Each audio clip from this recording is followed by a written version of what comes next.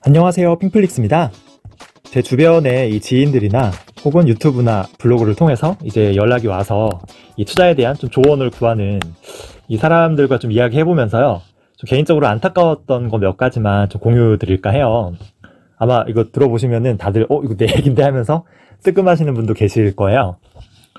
이 투자에 대해서 조언을 이제 구할 때요, 제가 물어봐요. 지금 투자하시는 돈을 나중에 혹시 어디다 쓰실 계획이냐. 그러면은 이거에 대해 명확히 말할 수 있는 사람이 거의 없어요. 뭐 둘이 뭉실하게 나중에 뭐 집 살 거다, 아니면 뭐 좋은 자동차 살 거다라고 얘기는 하지만, 그래서 그럼 정확히 언제 사실 계획이냐 물어보면은 또 답이 없거든요. 저는 이 투자를 할 때는 이 돈으로 그 정확히 언제, 그리고 도대체 어디에 쓸 건지 무엇을 할 건지에 대한 어느 정도의 계획은 좀 있어야 된다고 생각해요. 왜냐하면 이 계획이 있어야 정확한 이 투자 이 기간이 나오거든요. 개인적인 생각이지만 이 투자 기간이 아무리 못해도 최소 5년 이상은 돼야지 이 돈을 좀 투자해야 된다고 봐요. 만약에 한 1, 2년 뒤에 나는 좋은 뭐 자동차 사야지, 혹은 뭐 2, 3년 뒤에 집 사야지, 이거는 약간 주식 투자와는 좀 맞지 않는 거죠. 솔직히 그 5년으로 이 투자 기간을 한정하는 것도 굉장히 리스크예요. 왜냐하면 투자한 지 딱 5년이 되는 이때 하필이면 전 세계적인 이 금융 위기가 와가지고 이 주식시장이 반토막 날 가능성도 있기 때문이에요. 2020년 그 코로나 사태로 주식시장이 거의 뭐 한 30에서 40% 폭락했거든요. 근데 하필이면 이때가 딱 5년이 되는 이 목돈이 필요한 시점이라, 이러면은 이게 물론 뭐 5년 투자했다면 3, 40% 떨어져도 수익 났을 확률이 크겠지만, 그래도 이게 시간이 더 있었으면은 이게 회복되면서 훨씬 더 큰 수익을 거뒀을 거 아니에요. 이처럼 이 투자 기간이요, 사실 저는 5년도 너무 좀 충분치 않다고 생각하는데, 이 대부분의 사람들은 이 투자 기간을 일단 아예 생각하지 않는 사람들이 대부분이고요. 생각해도 뭐 한 1, 2년 보는 사람들도 많고요.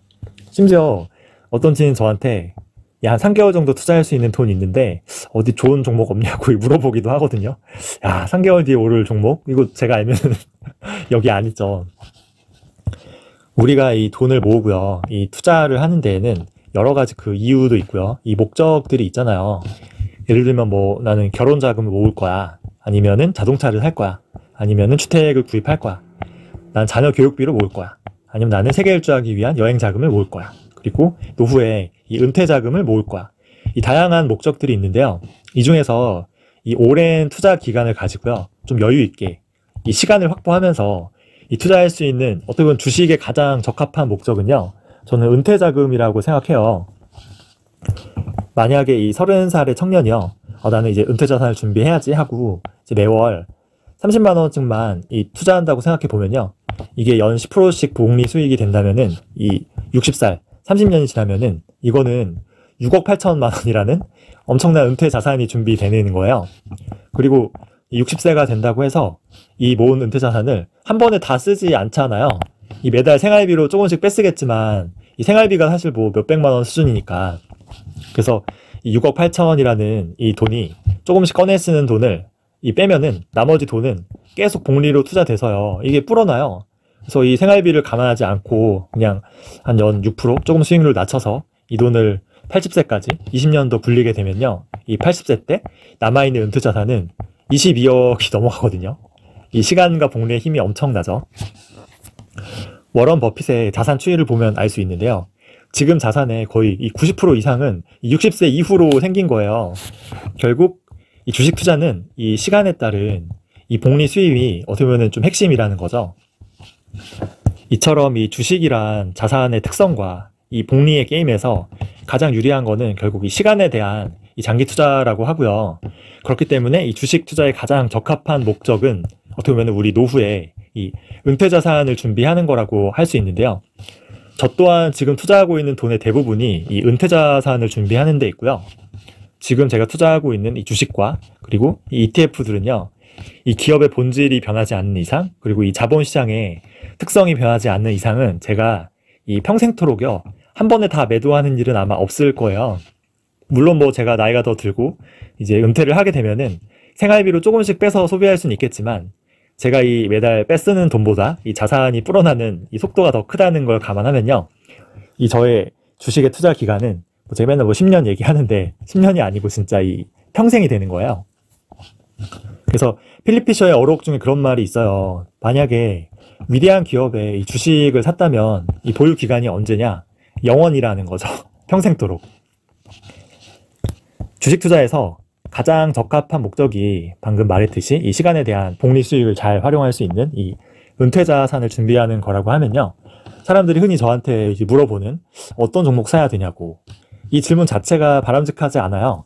이 은퇴 자산을 준비하는 데는 뭐 애플이나 테슬라 같은 이런 개별 주식에 투자하는 것보다는 먼저 그 제가 여러 번 강조한 연금저축이나 그리고 이 IRP 계좌 한도만큼 이거를 채우는 게 먼저이기 때문이에요. 이 연금저축이랑 그리고 IRP 계좌는 제가 여러 번 얘기했는데요. 왜 이걸 해야 되냐면은 이 장기 투자를 하면은 아무래도 이 한국 국내 주식보다는 글로벌에 좋은 주식들이 많잖아요. 근데 이 해외 주식에 대한 투자에 대한 이 세금이 우리나라가 너무 세요. 지금의 수익이 거의 수익의 22%를 양도소득세 이 세금으로 내는 것도 사실 너무 큰데 이 우리나라의 2050년 앞으로 한 30년 뒤에 이 극단적인 노인들이 많아지는 이 인구 구조를 보면은 앞으로 더더욱 이 세금이 더 강해질 확률이 높거든요. 즉 아까 예시를 들었던 이 30살 청년이 뼈 빠지게 일해서 투자해서 모은 돈을 60살에 은퇴 자산을 모았는데 이거를 정부가 다 세금으로 뜯어가서 이때 표를 가진 이 노인들에게 나눠줄 확률이 큰 거예요. 이 노인들 다 어떻게 먹여 살려요? 그러니 이 은퇴 자산을 준비하기 위해서라면요, 이 개별 주식에 투자하는 것보다 먼저 이 연금저축에 이게 월 한 33만 원 정도 돼요, 한도가. 그리고 IRP 계좌는 한 월 25만 원. 그래서 이 나라에서 주는 이 세금 혜택만큼은 먼저 투자하는 게 우선이고요. 그 후에도 내가 여력이 된다. 그러면은 뭐 애플이나 테슬라 같은 이런 개별 주식에 투자하는 게 좀 더 바람직하다고 볼 수 있어요. 제가 이거에 대한 세금 예시는 예전에 많이 했었는데요. 최소 수천만 원에서 진짜 뭐 수십억까지도 벌어지거든요. 이 세금의 차이가. 근데 이렇게 좋은 제도가 있지만 대부분의 사람들은 이 연금저축 제도에 대해 그리고 이 IRP 계좌에 대해서도 잘 몰라요, 일단. 그리고 하고 있는 분이 있다고 해도요. 대부분은 그냥 은행에 혹은 이 보험사에 이 값비싼 수수료를 내면서 거의 연 1%대 터무니없는 수익률로 진짜 그냥 방치하고 있거든요. 특히 이 퇴직연금 같은 경우는 쌓여있는 돈이 어마무시해요. 수백조인데 거의 90% 이상이 이런 1%대 원리금 보장형이라고 하니까 사실 말 다 했다고 할 수 있죠. 우리 돈이 진짜 소중하잖아요. 소중히 피땀 흘려 번 돈인데 이게 그 연 1%로 이게 거의 십수년간 썩고 있어요. 근데 이런 돈은 관심도 없고 오히려 이 다른 돈으로 진짜 어디에 투자해야 되는지 이 종목을 묻는 모습은 참 이 영화 곡성 보셨는지 모르겠는데요. 전 이 대사가 떠오르더라고요. 이 머시 중원리 이 뭐가 중요해요? 지금 이미 갖고 있는 돈이 더 중요하잖아요. 세 번째는 기대 수익률에 대한 얘기인데요. 투자할 때 제가 물어봐요. 한 몇 프로 정도의 기대 수익률을 그럼 생각하냐? 그러면은 이것도 대부분은 말을 못 하는데 속으로는 한 20, 30%? 심지어는 뭐 한 30에서 50% 생각하는 분도 있는 것 같아요. 그래서 딱 5억을 모아서 연 20% 수익을 내면은 얘가 1억이잖아요. 그럼 1억으로 럭셔리하게 자기는 파이어 할 거라는 이런 분도 있더라고요. 얘가 참 쉽지 않죠, 이거를. 물론 뭐 제가 능력이 없어서 그런 걸 수도 있어요. 근데 저는 꾸준히 이 연 10% 수익을 거두는 것도 이것도 진짜 쉽지 않다고 보거든요. 전 세계에서 가장 유명한 투자자죠. 이 워런 버핏도요. 연평균 수익률 보면은 20%대예요. 제가 한번 소개했었는데 미국 주식 30년 역사상 가장 높은 수익률을 올린 26만 프로 이 몬스터 베버리지라는 이 종목도요. 이것만 보면 엄청나지만 연평균 수익으로 보면은 고작 30%대예요. 즉 지난 30년간 가장 성과가 뛰어난 종목에 이 장기 투자한 투자자도 연평균 수익률은 30%대라는 거죠. 버핏이 20%대고 일반인은 10%도 사실 쉽지 않다는 거예요. 그래서 우리는 이 수익률에 대한 과도한 기대를 좀 낮출 필요가 있어요. 제가 주변에 이 연금저축이랑 그리고 이 IRP 계좌로 먼저 투자해라 라고 하면은 얘네는 이 개별 주식에 직접 투자가 안 되잖아 라고 싫어하는 분이 많아요. 그래서 이 개별 주식에 투자해야 된다. 그것도 이 시총이 작은 기업에 투자해야 된다. 그래야 나중에 이 템버거라고 하죠. 10배, 20배 먹을 수 있지 않냐 이거예요. 물론 뭐 투자 성향이 개인마다 다 다르기 때문에 이런 투자가 나쁘다는 건 절대 아닌데, 세상에 그 공짜 점심은 없다는 말이 있잖아요. 이 자본시장은 이런 하이 리스크, 하이 리턴을 명시해야 돼요. 이렇게 큰 보상을 바라기 위해서는 엄청난 이 리스크를 감내해야 되죠. 자신의 투자 성향을 좀 파악하는 것도 중요한 것 같아요. 통상 한 연 10% 수익을 내고 싶다고 하면요, 한 20에서 한 40%의 변동성은 각오해야 되거든요. 이 말은 내가 연 30% 수익을 내려면은 한 60에서 거의 100%의 변동성을 견딜 수 있어야 돼요. 내 계좌가 마이너스 80%가 되었을 때도 이거를 견딜 수 있는, 내가 멘탈의 소유자인지 좀 물어볼 필요도 있죠. 저는 뭐 한 20에서 40% 변동성을 감내하고요, 한 연 10% 수익에도 좀 만족하기로 했어요. 솔직히 꾸준한 10%도 자신은 없고요, 한 연 6%만 나와도 감지덕지 아닌가라는 생각도 있어요. 왜냐하면 은행 이자는 1% 시대잖아요. 6%만 나면은 뭐 대여섯 배 아닌가요? 물론 이거는 저 같은 범인의 얘기고요. 능력이 정말 있는 이 소수의 분들은 연 10%그 이상도 가능하죠. 근데 이제 문제는 이런 분들은 정말 소수인데 다들 나는 이런 능력자라고 생각하는 게 좀 문제 같아요.